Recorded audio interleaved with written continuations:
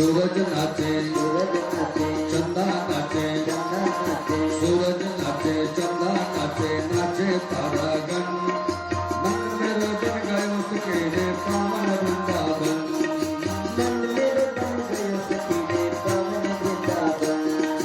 रास रचो है रास रचो है रास रचो है ब्रज में रास रचो रास रचो।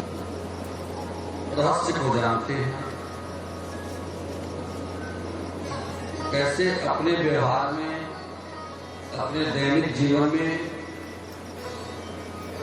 कैसे पूतना है और ब्रह्म से संबंध होने पर उस पूतना का नाश किस प्रकार से होता है। कंस की बहन पूतना आई, उसका उद्धार हुआ भगवान के द्वारा। इसको वहीं रहने दें, आइए इसको अपने जीवन में कैसे उतारें, अपने जीवन व्यवहार में कैसे लाएं। पूतना अविद्या का एक पर्याय है। पूतना अविद्या, अज्ञानता, वासना, ये सब इसके पर्याय हैं पूतना के। भगवान का जन्म अष्टमी तिथि को होता है और पूतना आती है चतुर्दशी। चतुर्दशी माने 14। हमारे जीवन में भी अविद्या, अज्ञानता, वासनाएं 14 स्थानों पर वास करती हैं। 14 स्थानों पर 5 कर्मेंद्रिय, 5 ज्ञानेंद्रिय, 5 5 10 हो गए। मन, चित्त, बुद्धि, अहंकार, इन 4 स्थानों में अविद्या, अज्ञानता आने की पूतना का वास होता है। और जब जीव का जब ब्रह्म से संबंध होता है तो सबसे पहले इन 14 स्थान से अविद्या, अज्ञानता, वासनाओं का नाश हो जाता है। यही है पूतना और जीव ब्रह्म का संबंध। ब्रह्म से जब जीव का संबंध होगा तो इंद्रियों से, मन, चित्त, बुद्धि, अहंकार से अज्ञानता दूर होगी और ये सभी पवित्र हो जाएंगे। मन, वाणी, बुद्धि सब पवित्र हो जाएंगे जब ब्रह्म का संबंध होगा तो। और पूतना कैसे आई थी?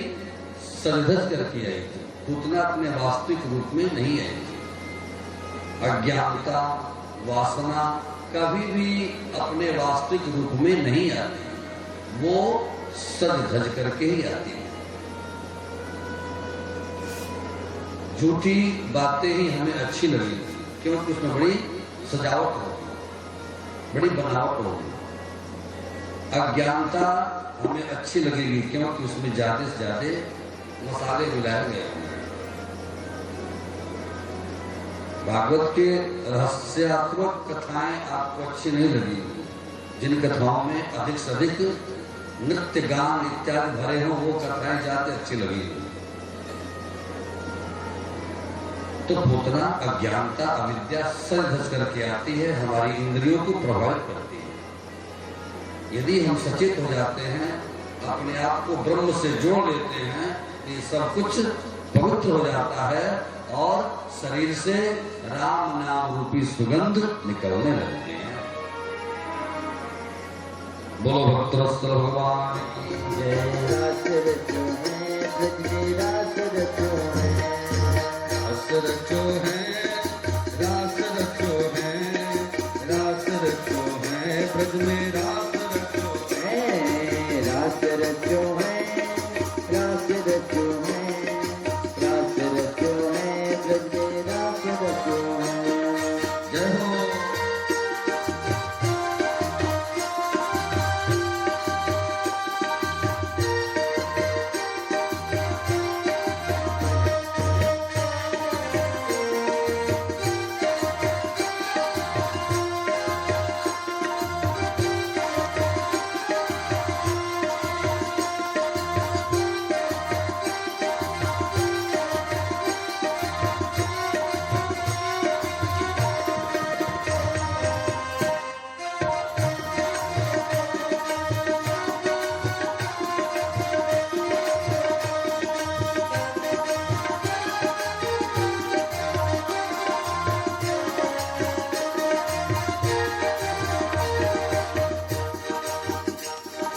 गंगा नाचे गंगा नाचे यमुना नाचे यमुना नाचे गंगा नाचे यमुना नाचे नाचे सरजू संग मन मेरो बन गयो सखी रे पावन वृंदावन मन मेरो बन गयो सखी रे पावन वृंदावन मन मेरो बन गयो सखी रे पावन वृंदावन मन मेरो बन गयो सखी रे पावन वृंदावन रास रचो है रास रचो है रास रचो है रास रचो है रास रचो है रास रचो है रास रचो है रास रचो है रास रचो है रास रचो है रास रचो है रास रचो है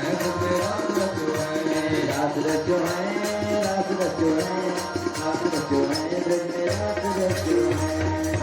बोल रास बिहारी सरकार की जय हो राधा रमण सरकार की बोल रास बिहारी भगवान की प्रकाश डालते हुए महाराष्ट्र की प्रसंग को निवेदन करूंगा। एक रोज सवेरे ग्वालन आ गई है नंद बाबा के द्वार पर। मैं यशोदा से कहा आज हम लोग मंगल गीत गाएंगी। यशोदा ने कहा कोई बात नहीं, आंगन में व्यवस्था कर देती है यशोदा और भगवान के पालने को ले जाकर के बाहर टांग देती है। एक बैलगाड़ी है जो उल्टी हुई है, उल्टी हुई बैलगाड़ी में ले जाकर के यशोदा ने पालने को टांग दिया और आंगन में मंगलचार होने लगे। भगवान गोविंद को भूख लगी है, रोए हैं, हाथ पैर पटके हैं, कोई सुना नहीं।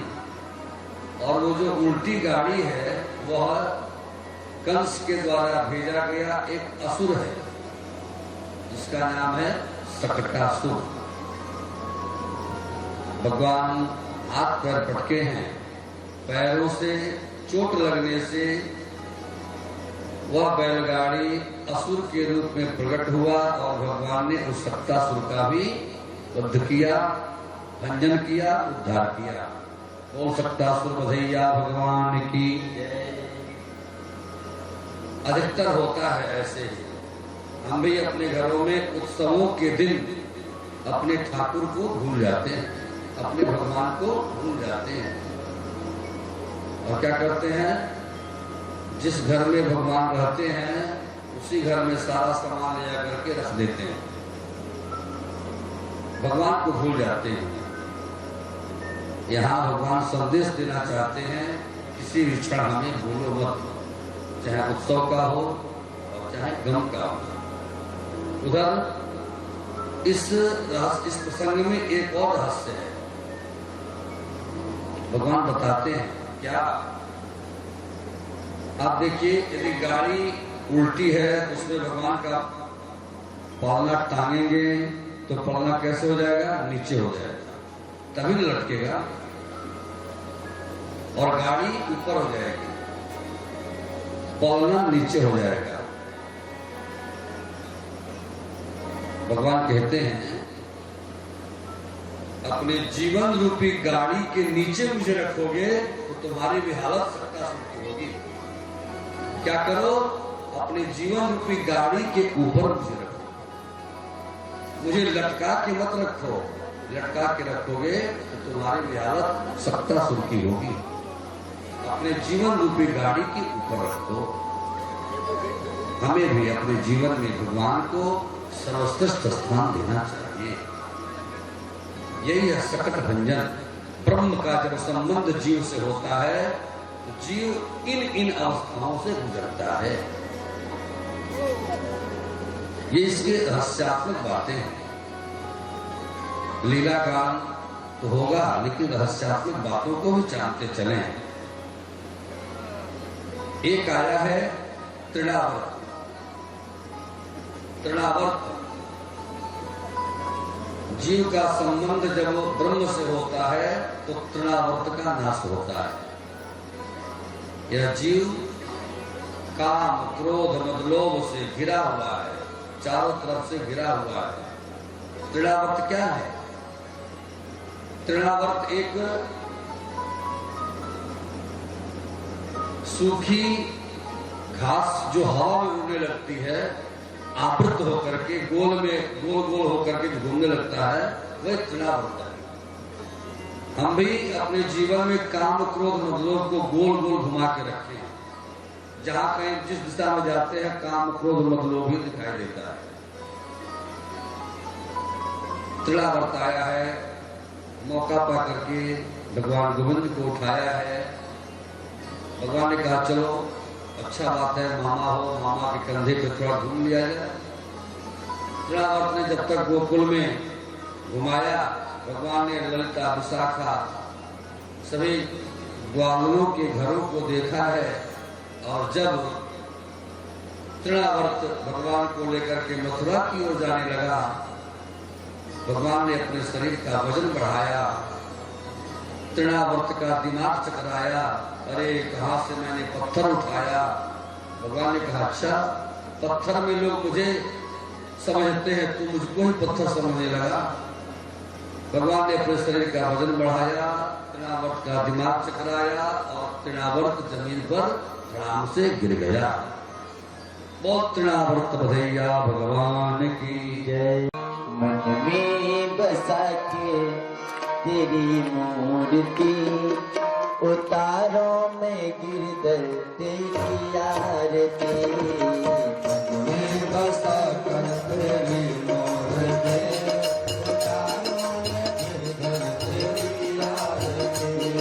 मन में बसा कर तेरी मूर्ति, उतारों में गिरधर तेरी आरती। मन में बसा कर तेरी मूर्ति, उतारों में गिरधर तेरी आरती। करुणा करो कष्ट हरो ज्ञान दो भगवान, भवपति नाम मेरी तार दो भगवान। करुणा करो कष्ट हरो ज्ञान दो भगवान, भवपति नाम मेरी तार दो भगवान। दर्द की दवा तुम्हारे पास है, दर्द की दवा तुम्हारे पास है।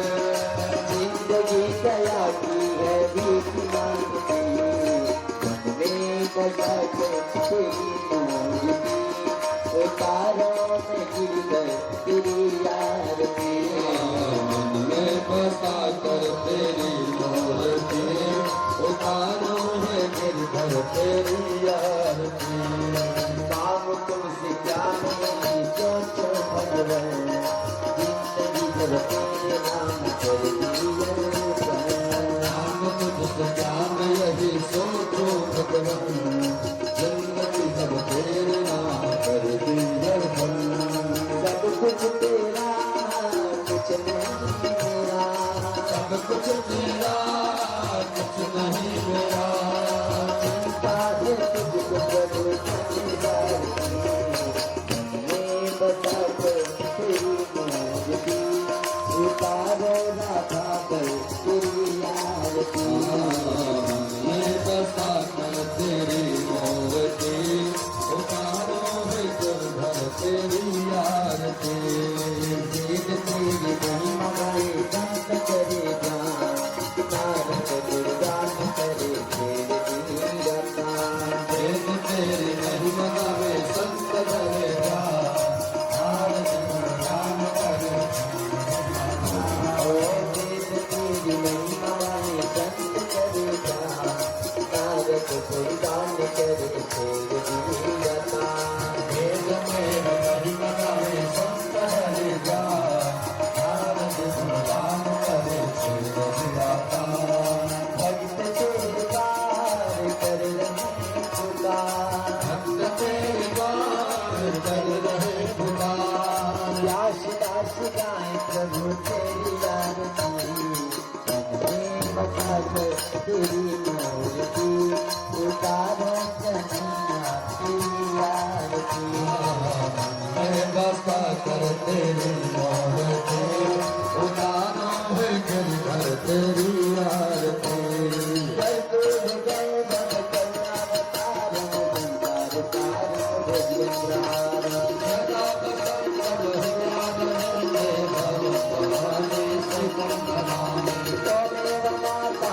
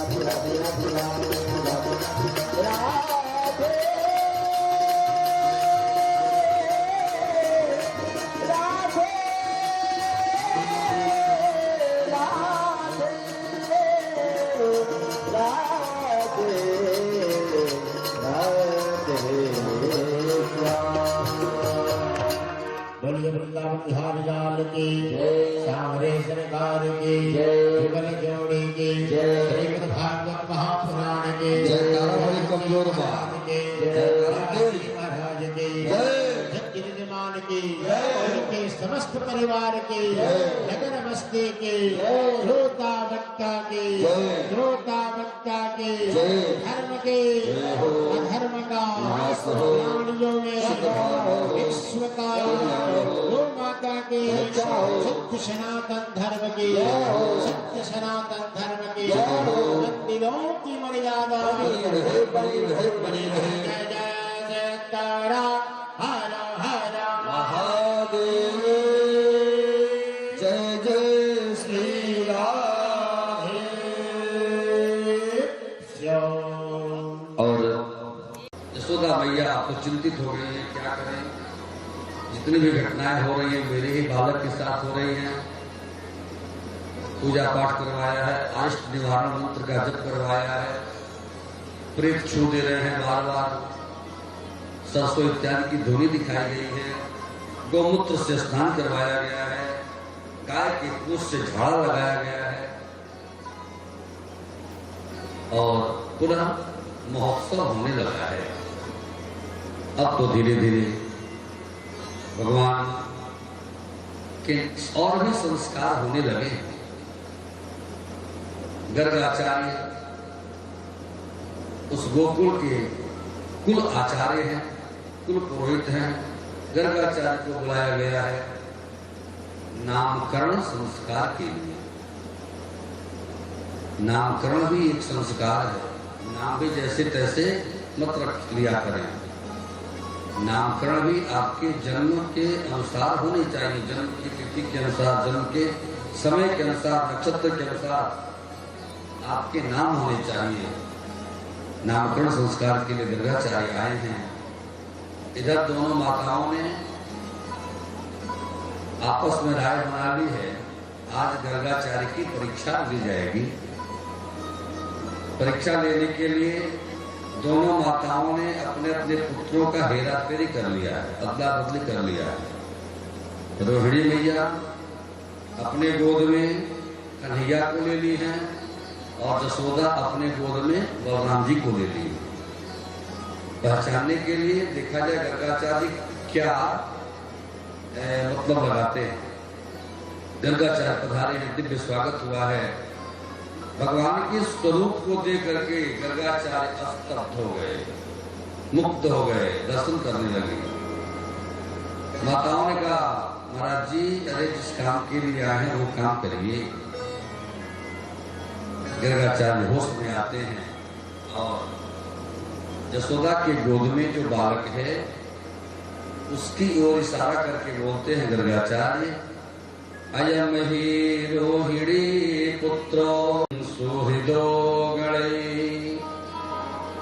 आख्यायस्ते रामिति बलाधिक्या बलम विदुः।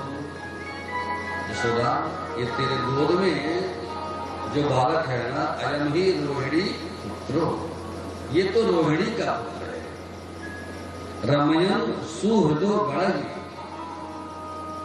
यह रमण करेगा, उदार हृदय वालों के हृदय में रमण करेगा।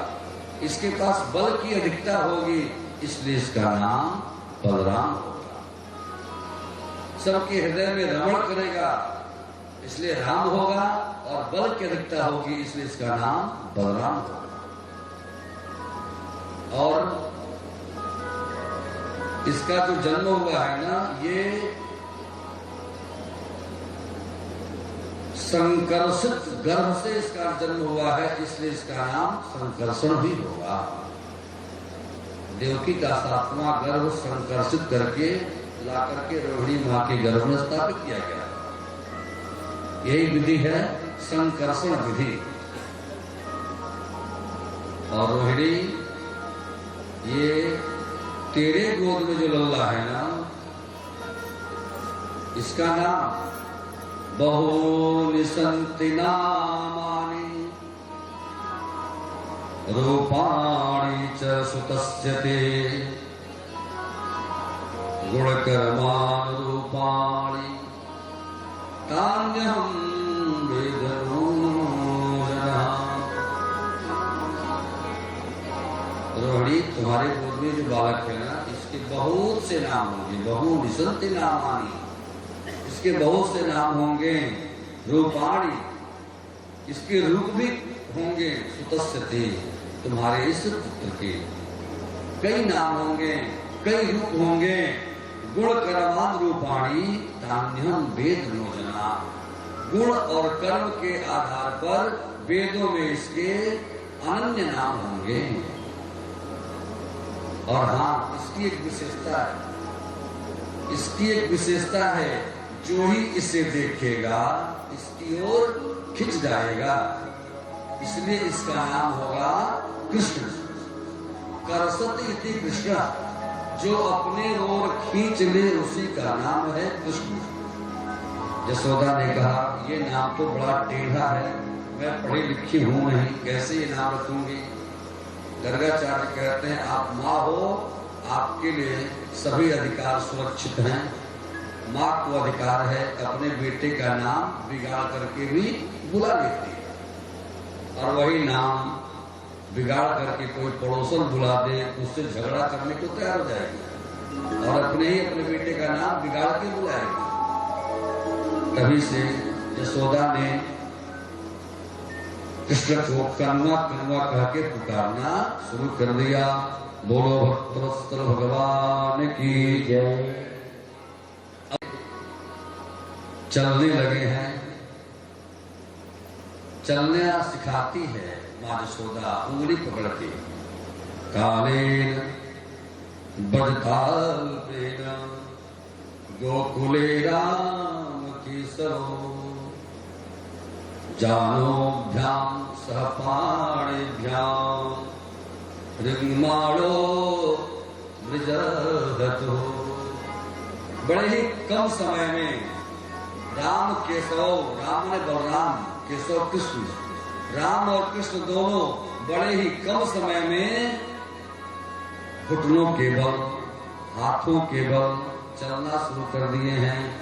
अब जब हाथों और घुटनों के बल जब बच्चे चलने लगते हैं तो इन माताओं को जल्दी हो जाती है कि मेरा बेटा कब चलना सीख लेता। यशोदा भैया भी अपने लल्ला को चलना सिखाती हैं उंगली पकड़ करके। जिसके इशारे पर पूरी सृष्टि चलती हो, आज वह अपने माँ के साथ उंगली पकड़ के चलना सीखता है।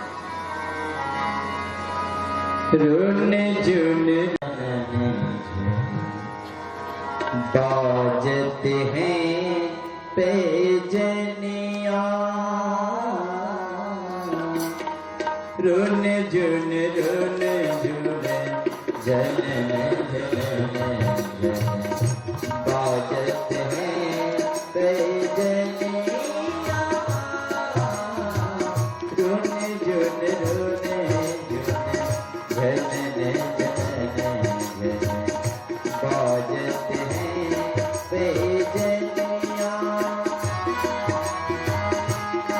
बाजते हैं पैजनिया।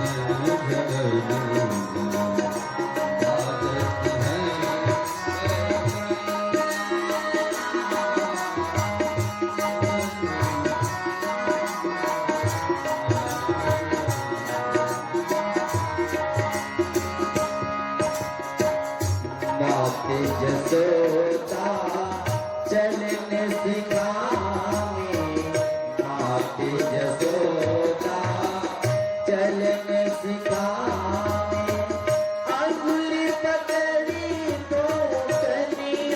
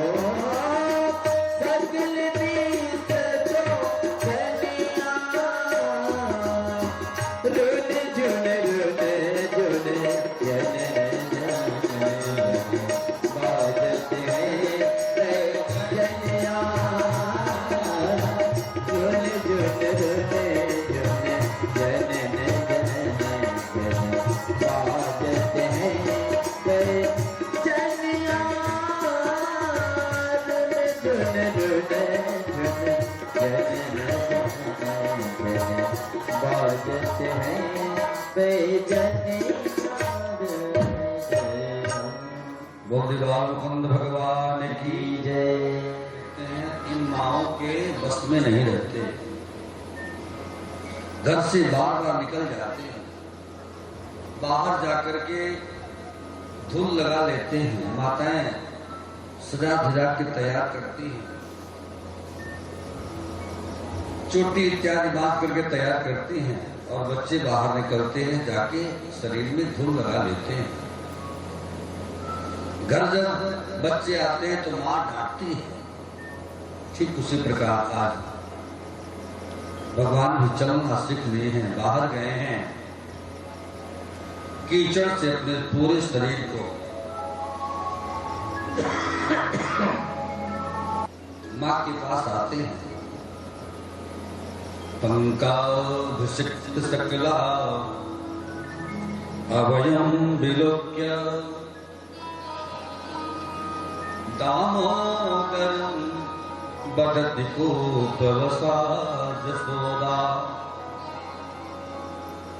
तम सुकरोसि गत जन्मनि पूतनारे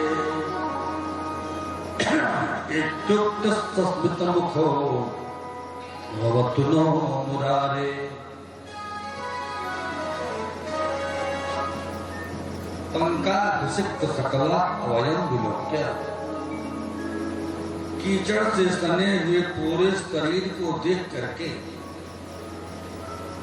दामोदरम प्रति बदती जसोदा, उस भगवान श्री कृष्ण के प्रति जसोदा बोलती है। क्या बोलती है? तुम सुकरोसी गत जन्मनि पूतनारे, क्या क्या तुम पूर्व जन्म में सुकर था क्या? इतना सजा धजा के तैयार करते हो, जाके कीचड़ लगा के चला आता है। जैसे भगवान सुने कि मेरी मां कह रही पूर्व जन्म में सुकर था क्या, भगवान मुस्कुराने लगे। इत्युक्ति सस्मितम मुखो वतनो मुरारे, इति उक्ति या उक्ति सुन करके भगवान मुस्कुराने लगे। मां तूने सही पहचाना, मेरा एक जन्म सुअर का हो चुका है, 12 अवतार का मेरा एक जन्म हो चुका है। मां तुमने सही पहचाना। भगवान गोविंद धीरे धीरे और बड़े हो जाते हैं। जब बच्चे बड़े हो जाते हैं सबसे पहले इनकी मित्र मंडली तैयार होती है। भगवान गोविंद भी आज अपनी मित्र मंडली तैयार करते हैं। उस गोकुल में सखाओं को इकट्ठा करते हैं, मंत्रणा देते हैं, आओ हम लोग एक टोली बनाएंगे। क्या? बाल गोपाल चौर प्रचार विद्या मंडल,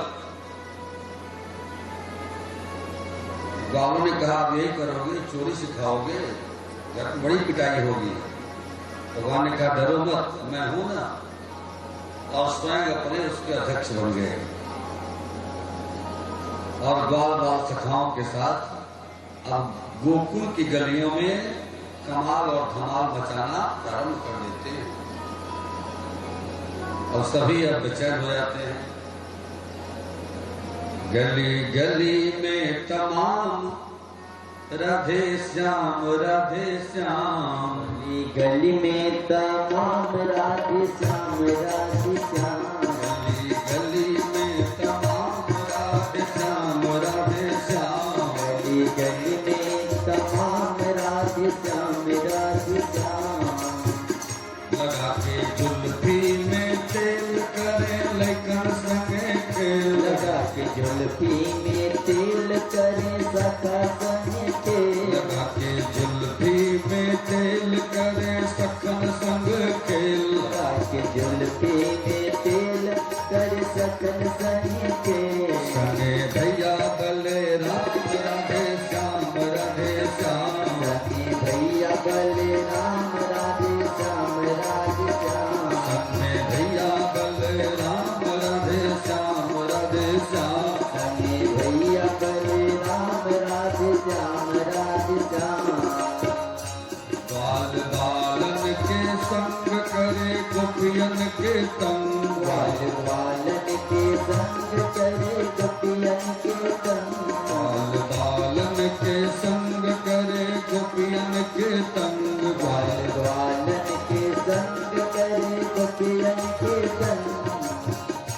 गली गली में तमाम राधे श्याम, गली गली में तमाम राधे श्याम, राधे श्याम। गली गली में तमाम राधे श्याम, राधे श्याम। गली गली में तमाम राधे श्याम, राधे श्याम। गली गली में तमाम राधे श्याम, राधे।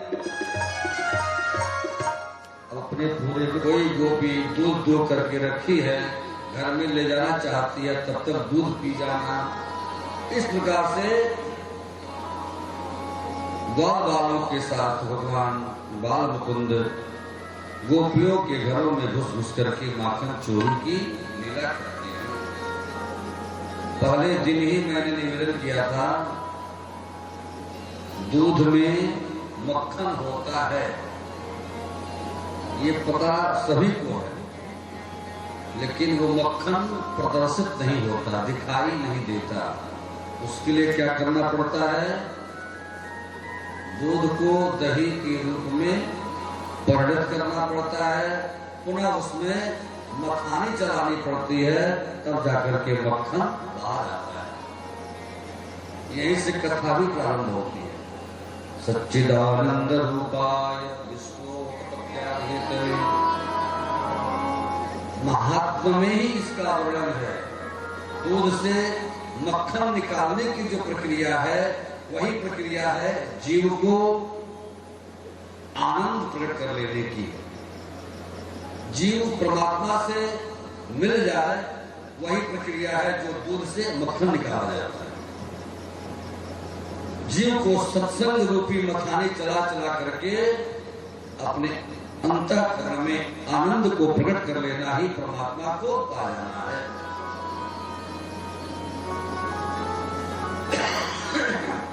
शुद्ध कर रहे हैं। जब तक चित्त का शोधन नहीं होगा, तब तक परमात्मा मिलेगा नहीं। चित्त का शोधन करिए। बाहरी शोधन वो अलग विषय है, लेकिन अंतःकरण की शुद्धि आवश्यक है। मनसा वाचा कर्मणा हर प्रकार की शुद्धि आवश्यक है। चित्त का शोधन करो तो परमात्मा मिलेंगे। भगवान माखन चोरी के बहाने गोपियों के चित्त को शुद्ध कर रहे हैं। लीला तो हो रही है माखन चोरी की, लेकिन अंतरंग में गोपियों के चित्त को शुद्ध किया जा रहा है। एक गोपी ने ठान लिया, आज मैं इसे पकड़ के रहूंगी, और गोपी ने बड़ा सुंदर सा उपाय निकाला। दही के मटके को शिखर पे रखा, शिखर को लटका दिया, शिखर बीचों बीच में लटका दिया, उसके ऊपर से एक और युक्ति लगाई, उस शिखर में घंटी बांध दी। सब कुछ हो जाएगा। घंटी जब शिखर को पकड़ा जाएगा, छुआ जाएगा तो घंटी बजेगी और मैं कहीं भी रहूंगी, जान जाऊंगी। भगवान घुस गए बाल बालों के साथ, देखते हैं अरे ये तो आज बड़ा गड़बड़ है, कैसे काम होगा। भगवान ने पहले उस घंटी को सावधान किया है, सुनो मुझे अपनी लीला करने दो, बजना मत, बजोगी तो खैर नहीं। भगवान ने अपनी लीला की, जैसे तैसे उस मटके को पकड़ लिए हैं, मटके को उतारे हैं, घंटी नहीं बजी, बहुत आज्ञाकारी है। ग्वाल बालों में उस दही को खिलाया है, जमीन पर गिराया है, घंटी कभी नहीं बजी, आज्ञाकारी है। सभी खा लिए, दही दूध सब कीच मच गई, कहीं घंटी नहीं बजी।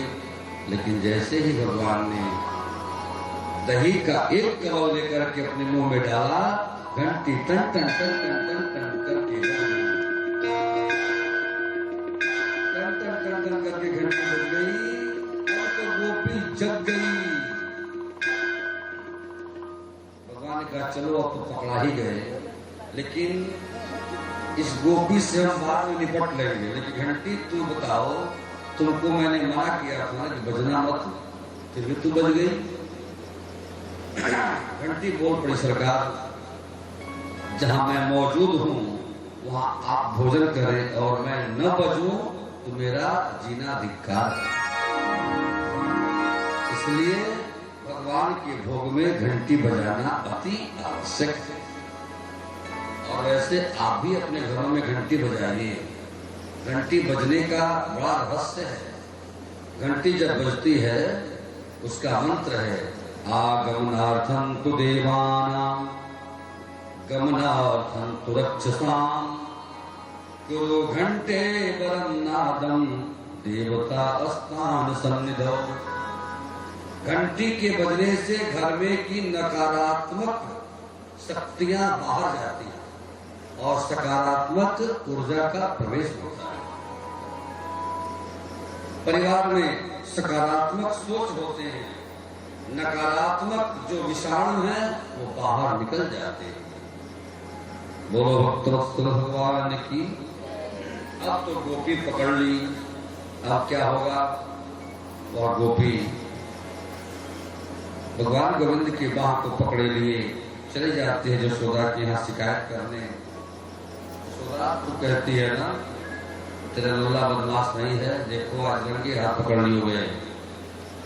यशोदा कहती है नहीं नहीं मेरा लल्ला तो घर में बैठो है। गोपी कहती है पहचानो इसे, ये कौन है।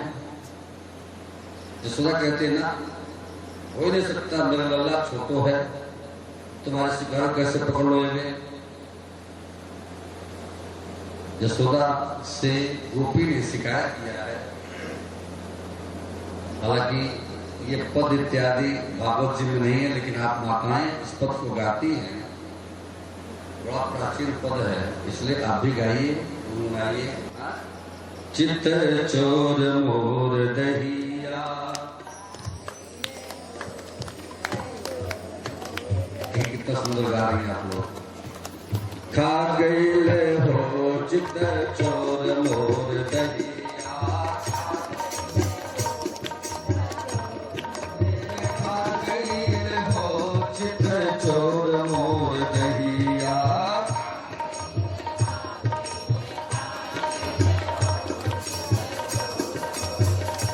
या खा गई हो चित्त चोर मोर दहिया।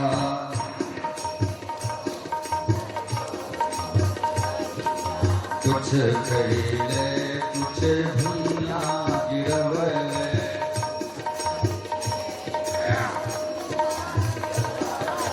कुछ मुहा में लपटा गई हो चित चोर मोर दहिया कुछ मोहवा में लपटा गईले हो चित चोर मोर दहिया चित चोर मोर दहिया खा गईले हो चित चोर मोर दहिया। है छोटे छोटे हाथ गोड़ छोटे बादहिया छोटे छोटे हाथ गोड़ छोटे बादहिया ई भजन है सदैया छोटे छोटे हाथ गोड़ छोटे बादहिया कैसे के सिकहर भेटा गई हो चित चोर मोर दहिया अरे कैसे के सिकहर भेटा गई हो चित चोर मोर दहिया खा गईले हो चित चोर मोर दहिया खा गईले हो चित चोर मोर दहिया। और गोपी कहती है कि तेरा लाला बड़ा नटखट है बहुत नटखट है जानती हो धैले पीढ़ा ऊपर धैले ओकर कर धैले पीढ़ा ऊपर धैले ओकर ओखर ताकू को देखते देखा आज के लड़का लोग कौन ओखर ना है जानते देखा चित्र में देखले हो तो देखले हो तर धैले पीढ़ा ऊपर धैले ओकर कर धैले पीढ़ा ऊपर धैले ओकर ऐसे के सिकहर बेटा गईले हो चित चोर मोर दहिया कैसे के सिकहर बेटा गईले हो चित चोर मोर दहिया खा गईले हो चित चोर मोर दहिया खा गईले हो चित चोर मोर दहिया खा गईले हो चित चोर मोर दहिया खा गईले हो चित चोर मोर दहिया खा गईले हो चित चोर मोर दहिया खा गईले हो चित चोर मोर दहिया खा गईले हो चित चोर मोर चित्त को शुद्ध किया है भगवान ने माखन चोरी की लीला तो कर ली गोपियों के चित्त को शुद्ध किया ग्वाल बालों के चित्त को शुद्ध किया अब भगवान ने सोचा यहाँ के रज को शुद्ध किया जाए रज को शुद्ध किया जाए एक रोज भगवान गोविंद बात बात में ही खेल खेल में ही छोटा सा मिट्टी का ढेला मुंह में धकेल लिया किसी ने देख लिया जाके माँ यशोदा से शिकायत की माँ तेरो लल्ला ने ब्रज रज खाई यशोदा सुन माई तेरो लल्ला ने ब्रज रज खाई यशोदा सुन माई क्या तुमने शिकायत किया यशोदा से भैया तेरा लल्ला मिट्टी खा लिया यशोदा ने पकड़ा है लल्ला को क्यों रे मिट्टी क्यों खाई भगवान कहते हैं ना हम भक्षितवानंब सर्वे मिथ्या भासिनः यदि सत्व गृहस्थर्हि समक्षम पश्चिमे मुख माँ ये सब झूठ बोल रहे हैं मैंने मिट्टी नहीं यही है भगवान की भगवत्ता सत्य को असत्य प्रतीत करा दे और असत्य को सत्य प्रतीत करा दे तेजो वार मृगाम यथा विनिमयो यत्र सर्गो मुसा भागवत जी का पहला श्लोक मंगलाचरण भागवत जी में जितने विषय हैं सबको शुरू में मंगलाचरण में ही बांट दिया गया है जैसे हम सभी मृग मरीचिकावत अपने जीवन को जीते हैं सत्य को असत्य मान बैठते हैं और असत्य को सत्य मान बैठते हैं ये सब भगवान की कृपा से होती है। आज उस ग्वाले ने कहा अपनी आंखों से देखा कि मिट्टी खाया, लेकिन भगवान कह रहे नहीं, सर्वे मिथ्याभाषिणः, सब झूठ बोल रहे हैं। माँ यदि तुम्हें विश्वास न होना तो समक्षम पश्य मे मुखम्, मेरे मुंह में देख लो। ऐसा कहकर के भगवान ने अपना मुंह खोल दिया। अब तो जसोदा देखने लगी। अब जसोदा क्या देखती है आप भी समझे। जसोदा देखती है पूरा ब्रह्मांड, पूरी सृष्टि को देखने लगी। जसोदा को लगा कि मैं सपना तुम्हें देख रही हूँ। किं स्वप्न एतदुत देव माया, किं वा मदीयो बत बोधिमोह, अथो अमुष्यैव ममार्गभस्य जह कश्चिनो तत्तिक आत्मयोगः। कहीं तुम्हें सपना नहीं दिख रही? अरे कहीं मेरी मत्ती मार तो नहीं दी गई? कहीं मैं भ्रमित तो नहीं हो गई? बार बार अपने आंखों को मिचती है, साफ करती है और बार बार देखती है। सभी ब्रजवासी दिखाई देते हैं, सभी गोकुलवासी दिखाई देते हैं, ग्वाल बाल गैया, सूर्य चंद्रमा नक्षत्र तारे, पृथ्वी आकाश जल, हम तुम सब दिखाई देने लगे भगवान के मुंह में। एक सेकंड के लिए माँ जसोदा के मन में आया, कहीं मेरा लल्ला ये भगवान तो नहीं है। और जैसे ही माँ के मन में ये विचार आया कि मेरा लल्ला भगवान तो नहीं है, भगवान ने अपनी सारी भगवत्ता भुला करके एक नन्हा सा बालक बन करके माँ के आंचल में छिप गए। भैया मैंने ही मिट्टी आकर के, और जब बच्चा जब माँ के आंचल में छिप जाता है तो माँ तो सारे अपराध क्षमा कर देती है। भगवान आंचल में छिप गए और मैया मैंने ही मिट्टी खाई। इस प्रकार से गोकुल में भगवान की लीलाएं चल रही हैं। हर लीलाओं में कुछ न कुछ रहस्य है। एक बार की बात है, गोविंद को दूध पिला रही थी, गोद में लेकर के आंचल से ढक करके दूध पिला रही है। माँ ने पूछा लल्ला से, नहीं भगवान ने पूछा मैया से, माँ बताओ तुमको दूध प्यारो है या पूत प्यारो है? आपसे आपका बच्चा पूछे बताओ माँ तुमको दूध प्यारो है या पूत प्यारो है? आप भी कहोगे पूत प्यारा है। यशोदा ने कहा ये कौन सी बात है? दूध में और पुत्र में कौन सी तुलना? तू तो मेरा लाडला है रे, तू तो मेरा लाडला है, तुझसे बढ़ के दुनिया मेरे लिए कोई सुख नहीं है। इतना कह रही है, तब तक अचानक याद आया रसोई में दूध रखी है गर्म होने के लिए, और झट से अपने गोद से भगवान को उतार दिया और चल पड़ी रसोई में दूध देखने। भगवान कहते हैं देखो अभी कह रही थी कि पुत प्यारा है, अब मुझे त्याग करके चली गई दूध देखने। भगवान को अतृप्त अवस्था में छोड़ करके यशोदा मैया चली गई है। तब भगवान को थोड़ा सा क्रोध हुआ। आंगन में जितने भी दही दूध के मटके रखे गए थे सब भगवान ने फोड़ डाला। आंगन में दूध दही की कीच मच गई। उधर से यशोदा आती है, देख रही है, अरे ये क्या कर दिया? आओ तुझे बताती हूँ। डंडा लेकर के माँ यशोदा कन्हैया को दौड़ाने लगी। आज ब्रह्म को माया दौड़ा रही है, कितनी लीला है। जबकि ब्रह्म के आगे माया कुछ काम नहीं करती। आज भगवान भग रहे हैं और माया डंडा लेके पीछा कर रही है, पकड़ा जाए। भगवान कैसे बताओ पकड़ा जाऊं तो क्या करोगी? मारोगी तो नहीं? यशोदा कहते हाँ इतना नुकसान किया है, तेरी आरती उतारूंगी, आओ पहले पकड़ा दिया। और भगवान भग रहे हैं और यशोदा पीछे पीछे दौड़ा रही है।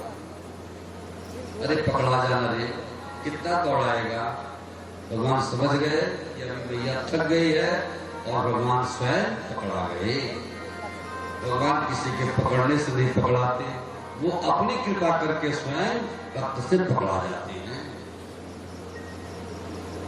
और यशोदा मैया ने भगवान गोविंद को मुखल से बांधना प्रारंभ किया है। मुखल में रस्सियों से बांधना प्रारंभ कर दिया। रस्सी बार बार घट जा रही है, 2 अंगुल रस्सी घट जाती है। घर की सारी रस्सियां खत्म हो गई। अब 2 अंगुल रस्सी कम पड़ जाती है हर बार। अब तो यशोदा थक गई, अब क्या करे। भगवान ने कहा अब मेरी मां थक गई है, अब मुझे बध जाना चाहिए। और भगवान स्वयं बध गए। भला भगवान को कोई कैसे मान सकता। 2 अंगुल रस्सी भगवान को पाने के लिए 2 अंगुल रस्सी ही कम पड़ती है हमारे जीवन में। एक तो हम अपने आका को नहीं छोड़ते और दूसरा उधर भगवान की भगवत्ता, उनकी कृपा और हमारी भक्ति की पराकाष्ठा। जब तक ये दोनों एकत्र नहीं होंगे तब तक भगवान नहीं बनते।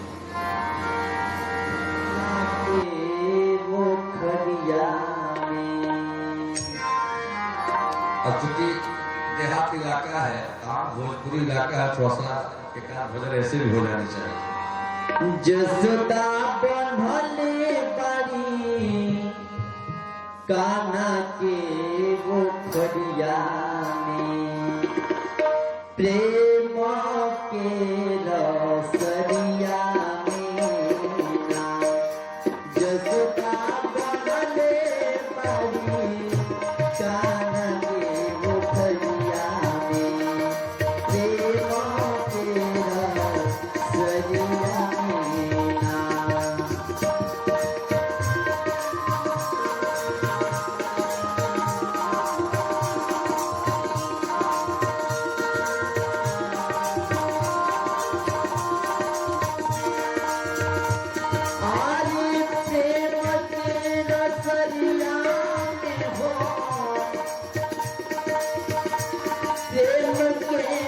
रसरिया में जसोदा बंधले बारी कान्हा के गोखरिया में, प्रेम के रसरिया में। जसोदा बंधले बारी कान्हा के गोखरिया में, प्रेम के रसरिया।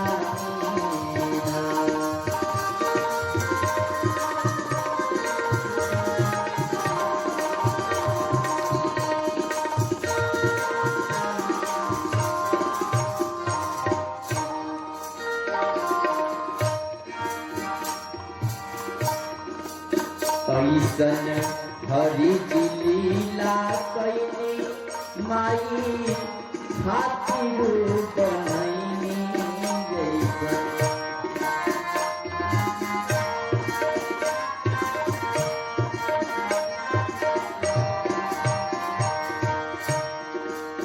ऐसन हरि की लीला कैनी माई, और खातिर बनैनी ऐसन।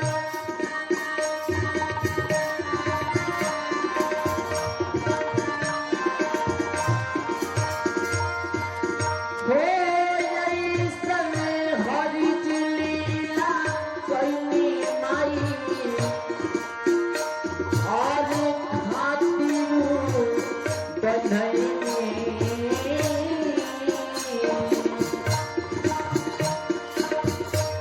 सरसरी कमर पड़ली गोकुला नगरिया में, सरसरी कमर पड़ली गोकुला नगरिया में, कान्हा के गोखरिया में। जसोदा बंधले बारी कान्हा के गोखरिया में, प्रेम के रसरिया में। प्रेम के रसरिया में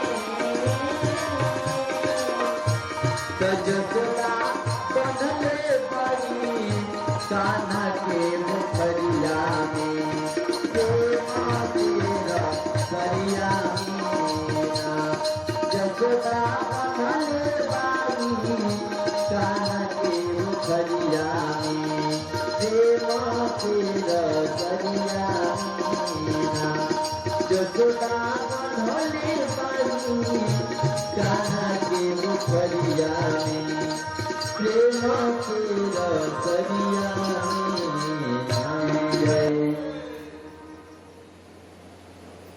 दाम माने होता है रस्सी, उदर माने पेट से। दाम और उदर का संयोग हो गया, भगवान गोविंद का नाम पड़ गया दामोदर।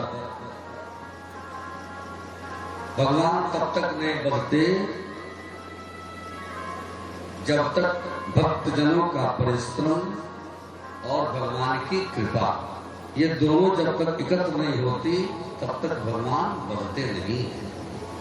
इस प्रकार भगवान उखल में बद करके भी एक लीला करते हैं। माँ तो स्थिर हो गई उखल में बद करके, बात करके। अब भगवान बड़ा स्थिर रहने वाले कहाँ हैं? उनको तो निरंतर काम करना है, हर पल चलना है। भगवान उखल में बधे बधे बाहर निकले हैं। मुख्य द्वार पर एक ही जड़ से दो वृक्ष निकले हुए हैं अर्जुन के। उनका नाम है यमलार्जुन। यमल माने दो, अर्जुन के वृक्ष एक ही जड़ से निकले हुए हैं। भगवान धीरे धीरे धीरे धीरे लुढ़कते हुए आते हैं और दोनों अर्जुन के वृक्ष में जाके अपने शरीर को तो निकाल लिए, लेकिन उखल जाके फंस गया। जैसे उखल फंसा, भगवान ने धीरे से झटका लगाया और वो दोनों वृक्ष धड़ाम से गिर पड़े। दोनों वृक्ष में से दो दिव्य पुरुष निकले हैं। दोनों ने भगवान की स्तुति की है। वाणी गुणान कथने स्तुति की। वाणी गुणान कथने श्रवणो कथाया। ये वाणी हमेशा आपकी गुणानुवाद करती रहे। ये जिह्वा तेरी गुण गाती रहे। श्रवणो कथाया, इन कानों में हमेशा भगवान की कथा पढ़ती रहे।